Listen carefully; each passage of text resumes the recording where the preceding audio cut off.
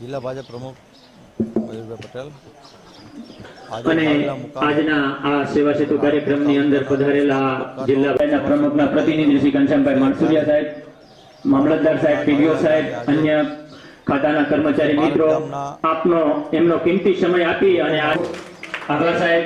સરકારશ્રી દ્વારા અને હવે આપણે કાર્યક્રમને ખુલ્લો મૂકીએ છીએ. સૌ નાગરિકો પોતાનો આવે આવે માહિતી મળે, સરકારી યોજનાઓનો લાભ મળે, યોજનાઓ કઈ રીતે લઈ શકાય તેના ફોર્મો, આધાર કાર્ડ સુધારા,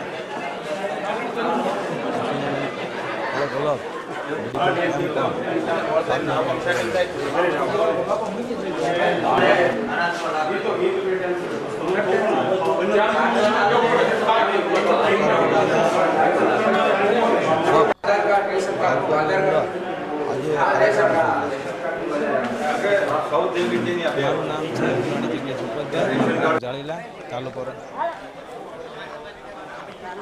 હું આ સરકારશ્રીના ગાઈડલાઇન મુજબ જે સેવા સેતુ કાર્યક્રમ રાખ્યો છે એના નિમિત્તે મારે રેશન કાર્ડમાં સુધારો કરવો હતો. રેશન કાર્ડ સુધારા કરવા માટે આવ્યો હતો. કામ એકદમ સરસ એવું છે અને ઓછા સમયમાં કામ પૂર્ણ કર્યું છે. મતલબ કે તકલીફ પડે એવું કશું સારી વ્યવસ્થા રાખી છે. ટાઈમ ખોટી ના થાય એવી વ્યવસ્થા કરેલી છે. સેવા સેતુ તમને કેવા પ્રકારનો ફાયદો છે?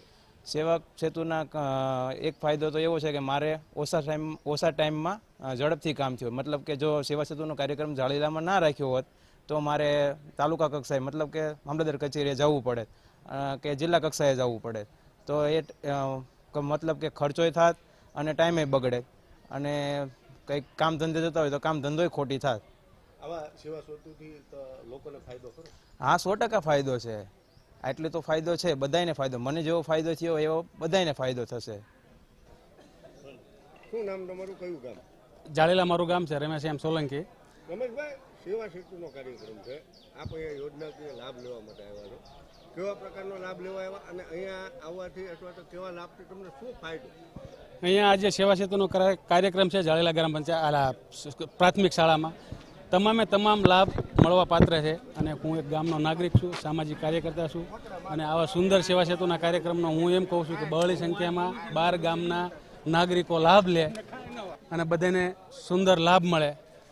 ઓન ધ સ્પોટ ઊભા બધા કામ થાય છે અને આ સેવા સેતુ કાર્યક્રમ સફળ બને એવી ગ્રામજનોને અને બહારના ગામને અપેક્ષા રાખું. આ કાર્યક્રમથી અથવા તો અહીંયા જે યોજનાનો લાભ આપ લ્યો છો એનો ફાયદો કેટલો? દૂર નથી જવું પડતું? શું ફાયદો?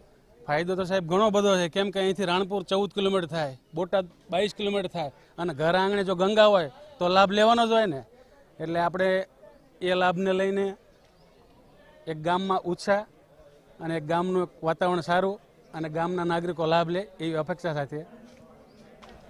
શું નામ તમારું? મધુબેન, જાળીલા. તમે ક્યાં આવ્યા છો? અમે પ્રાથમિક શાળામાં કાર્ડની, ચૂંટણી કાર્ડની અને કાર્ડની સુધારો કરવા માટે. તો સુધારો કરવા કેવું કામ થઈ ગયું? હા, સરસ થઈ ગયું. તો જો અહીંયા તમારે નો સેવા સેતુના ગામમાં નો તો ક્યાં જવું પડે? રાણપુર. કેવો ધક્કો થાત લે? ત્યાં ધક્કો થાય ખરું, આભાર સાહેબ. લાભ થયો આને લઈ. અને હવે આપણે કાર્યક્રમને ખુલ્લો મૂકીએ છીએ.